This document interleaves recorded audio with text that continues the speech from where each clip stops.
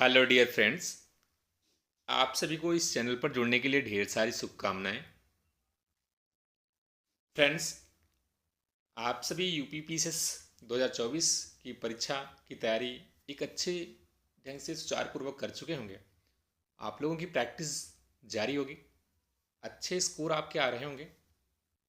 Friends, जिनको लगता है कि हमारे मार्क्स अभी कम आ रहे हैं क्योंकि कट ऑफ 90 प्लस क्वेश्चन जाने की संभावना रहती है, ध्यान दें दोस्तों। एक क्वेश्चन पर भी हम लोग पहले बात कर लेते हैं कि कुछ लोग पहले प्री प्लानिंग बना लेते हैं कि हमें इतने क्वेश्चन करने हैं, इतने कट ऑफ जाएगा, तो इससे वो प्रेशराइज रहते हैं क्योंकि क्वेश्चन और कट ऑफ ये दोनों पेपर डिसाइड करते हैं कि पेपर किस लेवल का बना हुआ है।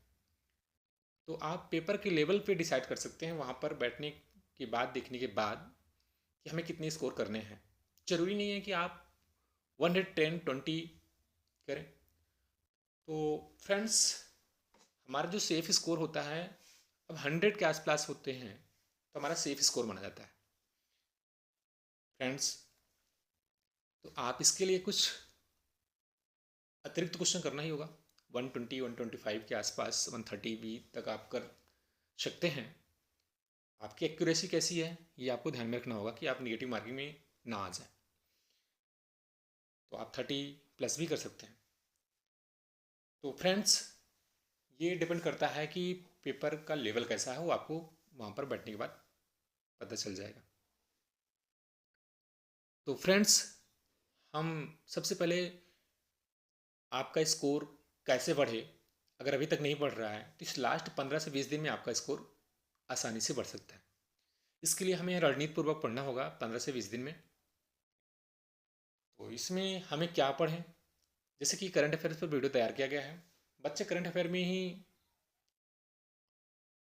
दिक्कत उनको सामना करना पड़ता है, दिक्कतें आती हैं कि वो जैसे खेल हो गया, पुरस्कार हो गया, इन्हीं पर ज़्यादा समय देते हैं। और एग्ज़ाम में आप देख रहे हैं कि इन दिनों एक से दो, तीन क्वेश्चन मैक्सिमम आ जा रहे हैं।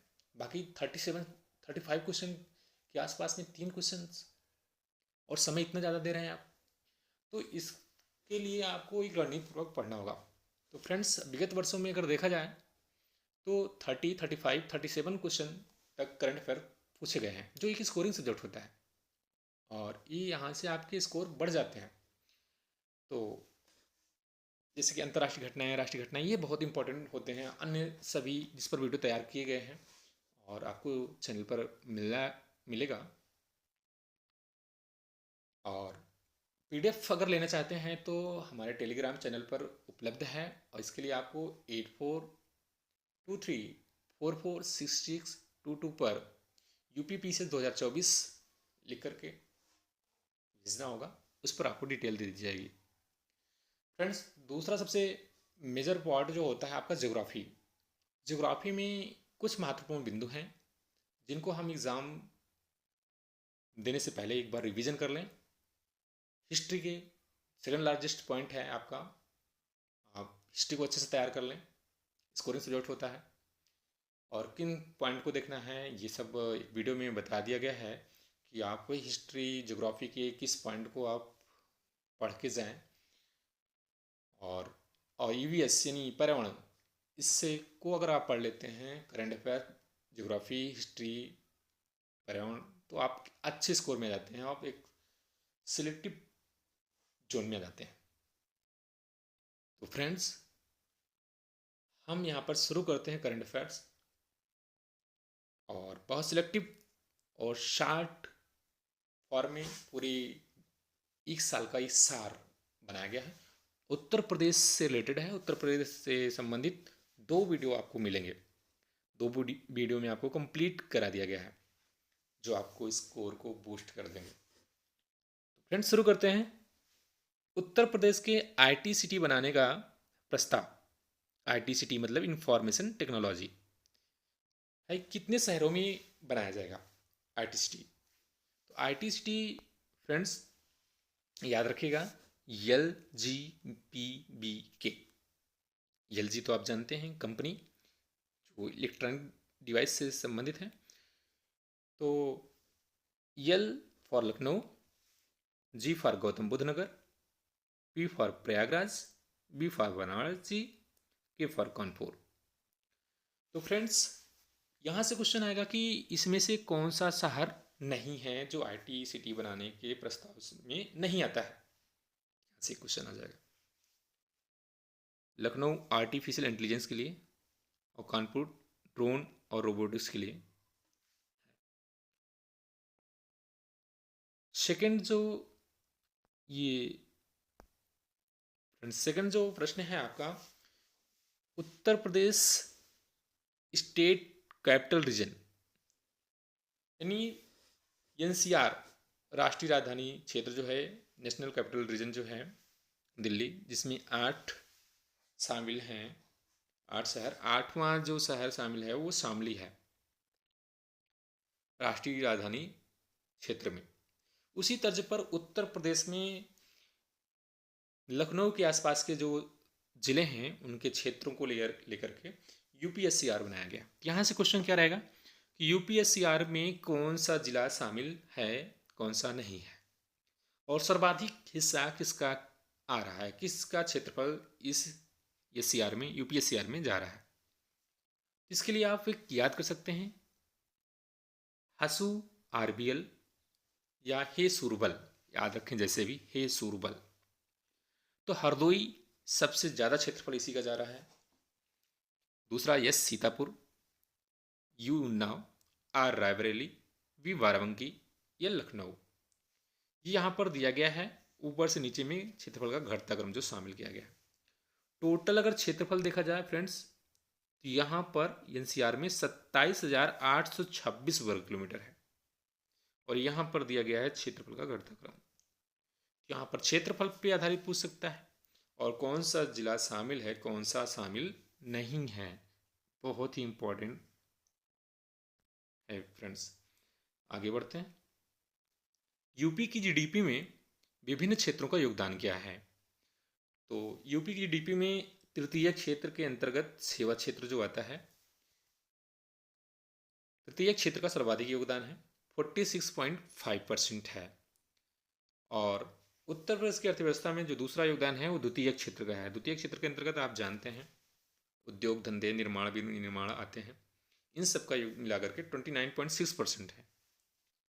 तीसरा फ्रेंड्स है जो आपका प्राथमिक कृषि जो है, इसके अंदर कृषि आता है और सारे वानिकी आते हैं, यानी प्राकृतिक संसाधन संबंधित जितने भी होते हैं, मत्स्य पालन, वानिकी, ये सारे, यानी प्राथमिक सेक्टर का योगदान 23.78% है फ्रेंड्स।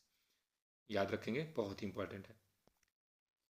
यूपी बजट देखते हैं 2024-25 का। 5 फरवरी को ये जारी किया गया था, किसके द्वारा, वित्त मंत्री सुरेश खन्ना के द्वारा जारी किया गया। बजट का आकार याद रखेंगे फ्रेंड्स, बहुत ही इंपॉर्टेंट फैक्ट है ये। बजट का आकार 7,36,437.71 करोड़। इसी को कह सकते हैं 7,36,437 करोड़ और 71 लाख।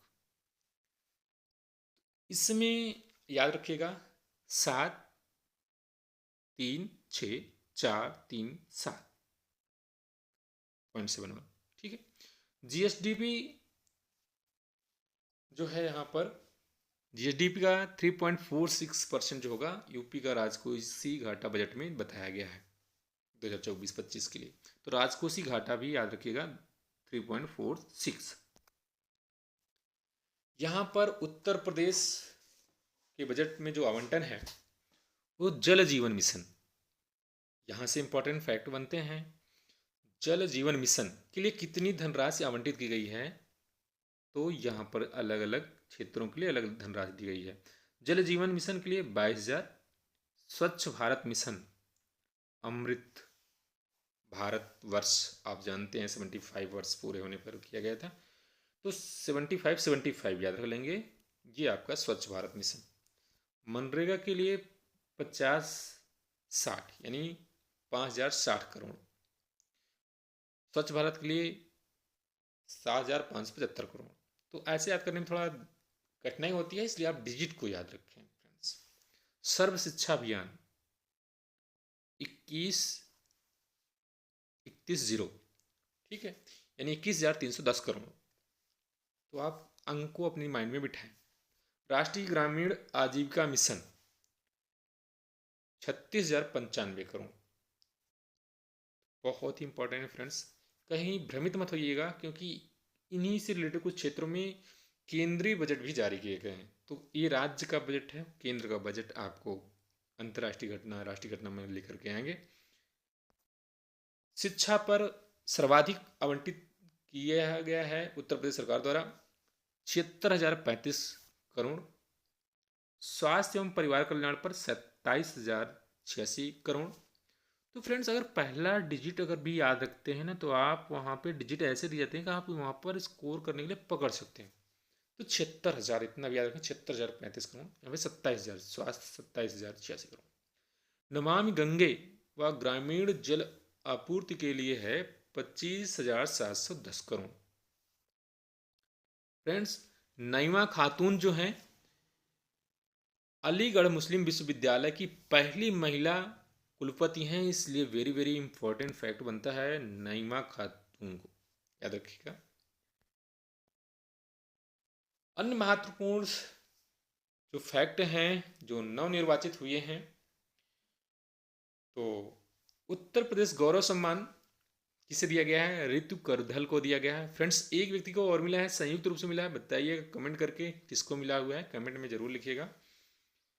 उत्तर प्रदेश गौरव सम्मान ऋतु करधल। आप ऋतु करधल को आप जानते हैं कि चंद्रयान 3 जब लॉन्चिंग हुई थी, तो उसमें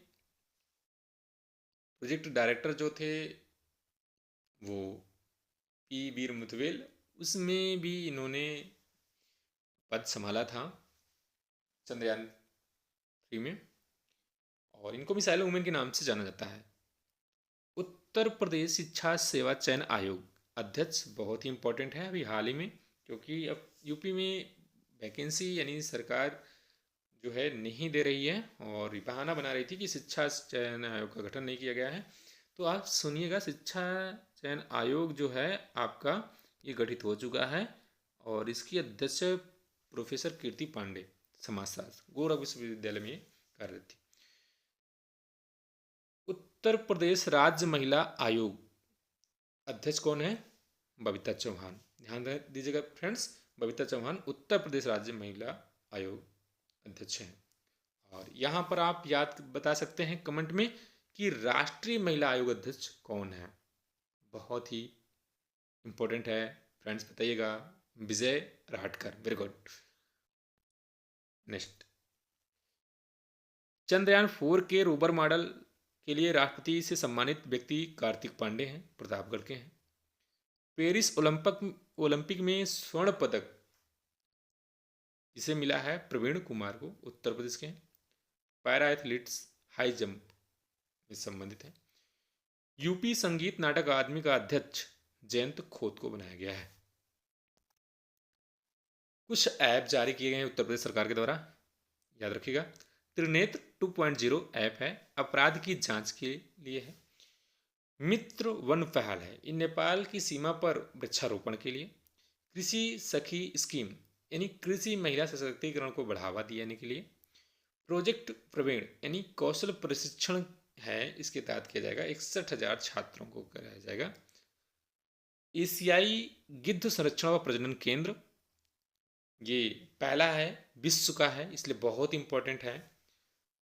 गोरखपुर वन क्षेत्र के अंतर्गत महाराजगंज जिला जो है, महाराजगंज में खोला गया है, महाराजगंज याद रखिएगा। कछुआ संरक्षण केंद्र गोंडा में, बहुत ही इंपॉर्टेंट है। प्रथम गौ अभ्यारण्य मुजफ्फरपुर जिले में, और गांव तुगलक गांव में।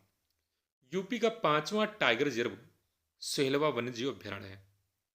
तो टाइगर रिजर्व की संख्या इस समय कितनी हो गई है? 56। 56वां कौन है? कमेंट करके बताइएगा, नहीं आप वेट करेंगे हमारे नेक्स्ट वीडियो का राष्ट्रीय और अंतर्राष्ट्रीय परिघटना में। वेदर स्टेशन बुंदेलखंड क्षेत्र में स्थापित किया गया है मौसम संबंधी जानकारी के लिए। कल की धाम मंदिर का शिलान्यास मोदी द्वारा किया गया। कहाँ पर? संभल में किया गया। फ्रेंड्स, यहाँ पर इस समय चर्चा का विषय है संभल, क्योंकि यहाँ पर जो मस्जिद है और यहाँ पर जो बताया जाता है कि कल की अवतार होगा, तो ये सब लेकर के बहुत इम्पोर्टेंट हो जाता है।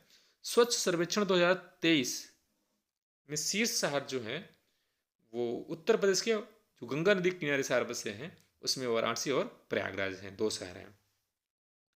बाकी स्वच्छ सर्वेक्षण अगर देखा जाए जो 2023 जो 2024 में जारी हुआ है, उसमें इंदौर और सूरत जो हैं ये संयुक्त रूप से शीर्ष स्थान पर हैं स्वच्छ शहरों में। तो इंदौर 7वीं बार लगातार स्वच्छ शहरों में अपना नाम दर्ज किया है। सर्वाधिक आयुष्मान कार्ड जारी करने वाला राज्य कौन है? यूपी है। और मनरेगा के तहत रोजगार भी देने वाला ये भी है, कौन? आपका यूपी है। कौशल विकास नीति जारी करने वाला पहला राज्य यूपी है। यूपी और किस में आगे है? सबसे बड़े उपभोक्ता में, श्रम बाजार में, सर्वाधिक एयरपोर्ट यहाँ पर हैं। अंतर्राष्ट्रीय हवाई अड्डा यहाँ तो 5 हो चुके हैं। एयरपोर्टों की संख्या यहाँ पर सर्वाधिक है सभी राज्यों से। सर्वाधिक मेडिकल कॉलेज हैं। सर्वाधिक मोबाइल मैन्युफैक्चरिंग है, यहाँ पर 65% मोबाइल मैन्युफैक्चरिंग होती है। सर्वाधिक जीआई टैग वाला राज्य है और 75 जीआई टैग यहाँ पर वस्तुओं को दिए जा चुके हैं अभी तक। सर्वाधिक रेल व सड़क नेटवर्क भी भारत में यूपी में ही है। तो सारे पॉइंट इंपॉर्टेंट हैं। पहला फ्लोटिंग वातानुकूलित रेस्तरां जो है, ये जो होटल है आपको वातानुकूलित फ्लोटिंग तैरता हुआ आपको मिलेगा। कहाँ पर? प्रयागराज में। उद्घाटन किसने किया था? सीएम योगी ने। ये के 203 असॉल्ट राइफल फैक्ट्री ये बनाई गई है। कहाँ पर? अमेठी में। और कहाँ पर? कोरबा में। तो हाल में इसने कुछ जो हैं राइफल हैं उनने सरकार को दी बना के। सहयोग किसके सहयोग से बनाई गई थी? ये स्थापित की गई सोवियत संघ के सहयोग से स्थापित की गई थी। भीष्म पोर्टेबल हॉस्पिटल का परीक्षण जो किया गया वायुसेना द्वारा किया गया। कहाँ किया गया? आगरा में।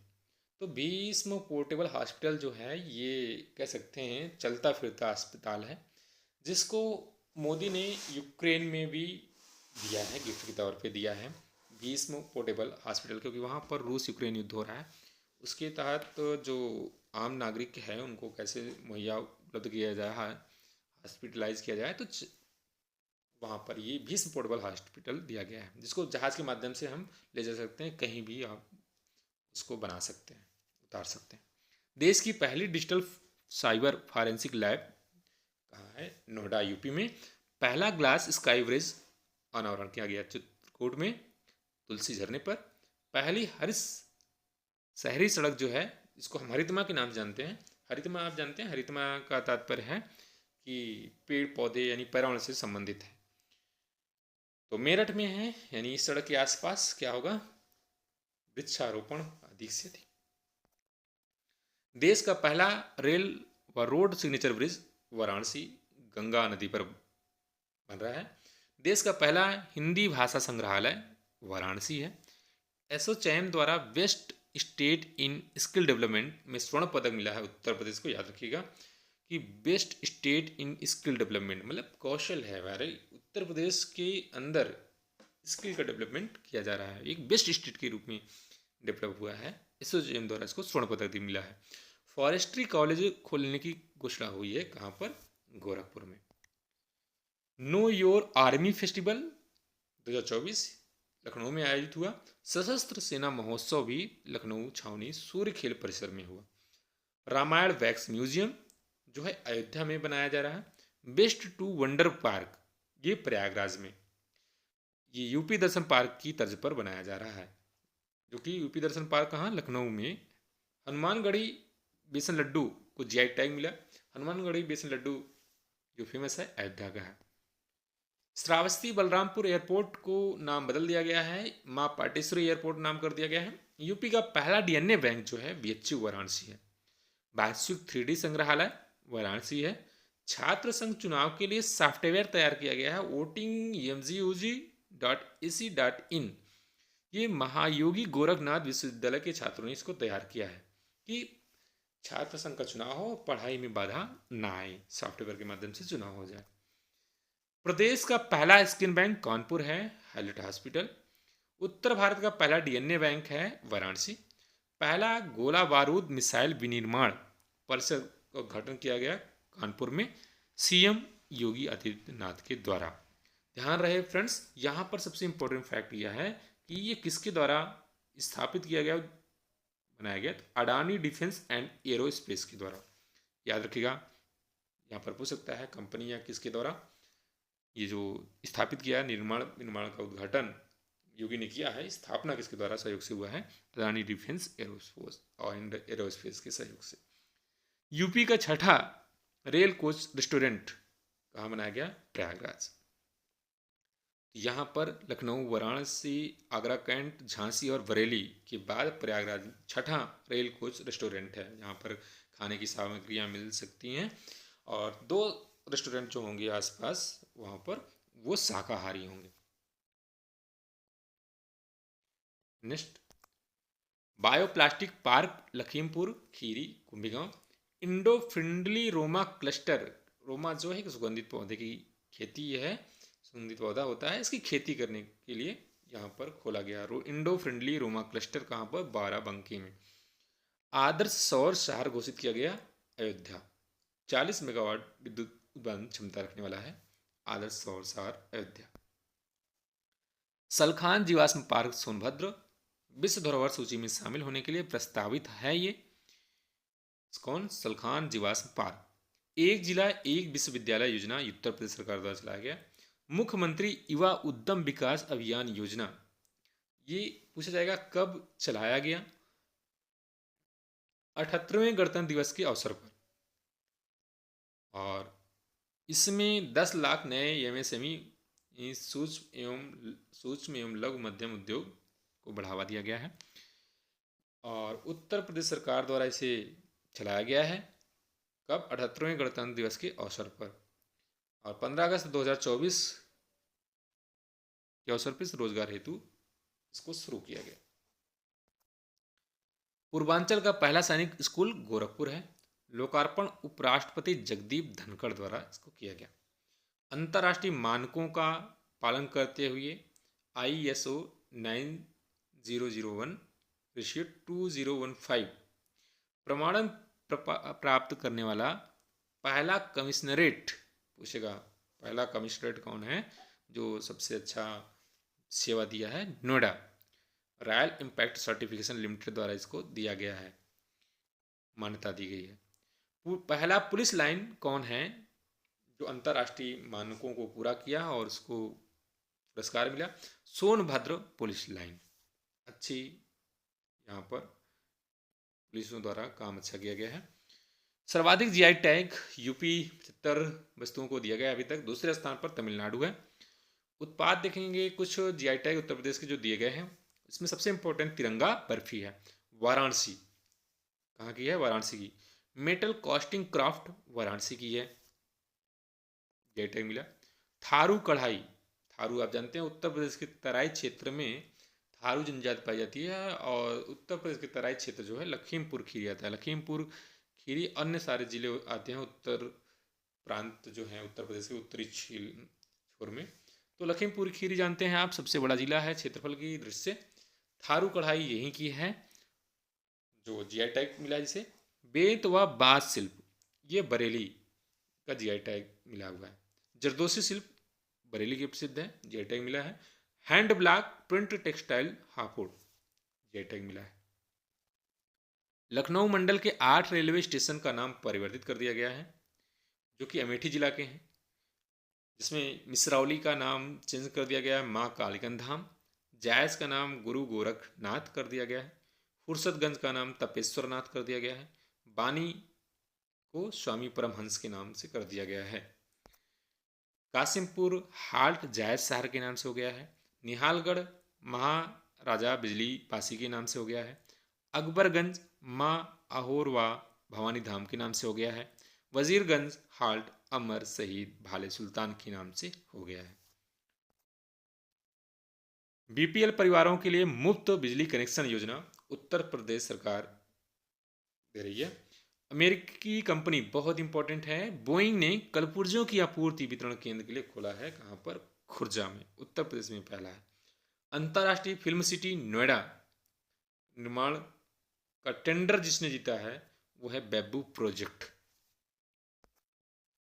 मारुति सुजुकी इंडिया बहुत इंपॉर्टेंट है का पहला ऑटोमेटेड ड्राइविंग टेस्ट ट्रैक बनाया गया कहाँ पर? अयोध्या में। नेत्रहीनों के लिए एआई आधारित स्मार्ट ट्रेवलिंग असिस्टेंस विकसित किया गया है जिसका नाम क्या है? किसके द्वारा किया गया?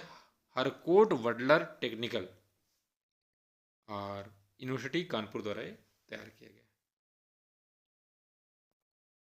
भारत का पहला वित्तीय साक्षरता और उद्यमिता कार्यक्रम लॉन्च किया गया, इसका नाम क्या है? Little future founders, Sonia Agarwal द्वारा। किसके लिए? 7 से 12 वर्ष के बच्चों के लिए। घर घर सोलर पहल इंपॉर्टेंट है, very very important, Uttar Pradesh में है, टाटा पावर द्वारा शुरू किया गया। घर घर सोलर पहल किस सरकार में? उत्तर प्रदेश सरकार। One India one ticket Uttar Pradesh के लिए पहल है। ये किसने पहल जारी किया है? भारतीय रेलवे व राष्ट्रीय राजधानी परिवहन निगम NSCRTC द्वारा।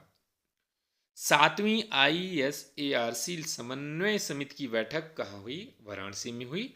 इसमें मीथेन गैस उत्सर्जन वाली चावल की किस्मों के विकास व पौष्टिक चावल की उत्पादकता बढ़ाने पर जोर दिया गया है।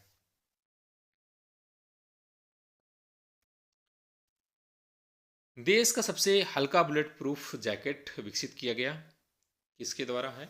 DRDO की एक इकाई है DMSRDE कानपुर द्वारा।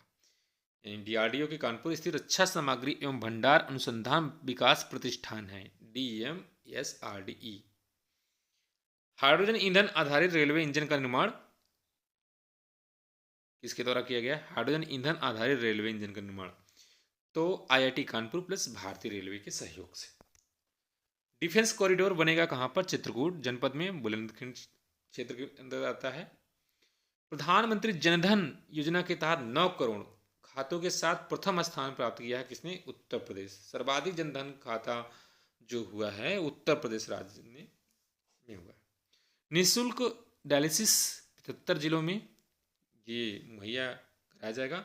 MBBS की सीट 3828 सीट है जो पहले की अपेक्षा बढ़ा दी गई है। संस्थान भी पहले की अपेक्षा बढ़ा दिए गए। 5250 संस्थान है MBBS के लिए।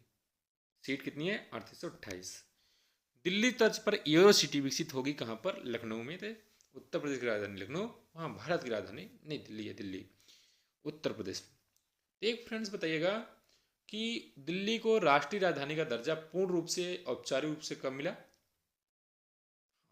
1931 में, ठीक है, पूर्ण रूप से, ठीक है। बाकी घोषणा तो कब हो चुकी थी?